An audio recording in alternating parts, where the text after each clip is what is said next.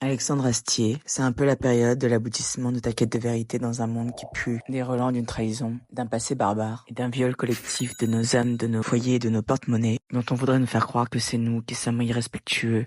Alexandre Astier, c'est un peu quand après des années les yeux mouillés puis les yeux collés, après des secrets macérés mal digérés. C'est la bonne lecture enfin de ce qui t'étranglait des problèmes sur Terre, des gens, de tout ce qu'on nous a maté pour nous cacher la médiocrité et nous faire croire que ça allait faire tout ce cinéma pour pas rester serein et pouvoir nous faire faire ce qu'ils voulaient pendant que d'autres, les justes, se taisaient. Alexandre Astier, il a tout du conférencier. Sans donner de leçons, il est le mono de colo à qui tu sais qui te prend dans les bras sans une promesse cachée. Faire quelque chose la prochaine fois. Alexandre Astier, c'est celui qui t'aime malgré ce que tu ne colles pas à sa liste de vœux et qui te regarde les yeux du Père sans devoir le respect de Dieu. Alexandre Astier sans condamnation, c'est la satisfaction du plus joli effet, de ne pas avoir l'impression d'être dirigé, dispersé façon puzzle, à jeun ou borné. C'est sans crise, ni le risque d'être effacé parce qu'elles ne sont pas partagées. Avec Astier, d'être librement désordonné sans avoir peur de ne pas avoir cédé.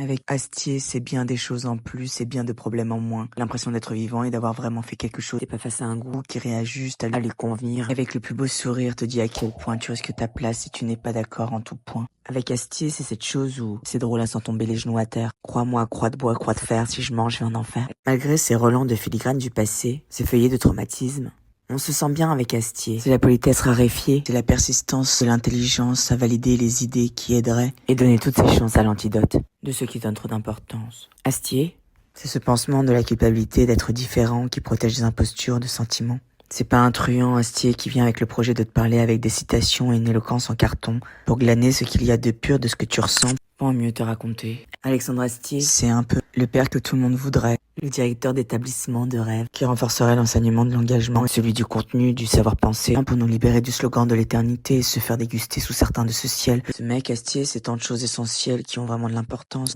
dans cette nouvelle époque. Entre potes ou au lycée, la liberté est confisquée. Alexandre Astier, c'est l'antidote de ces nouvelles langues qui au final n'est réajusté que pour qu'on ne puisse plus piffrer.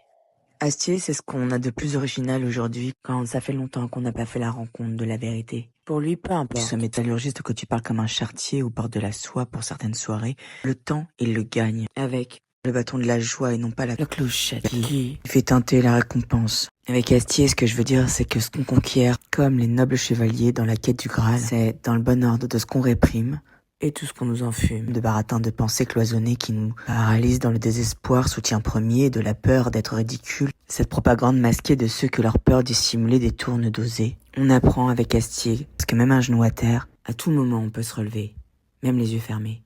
Bashi bashi.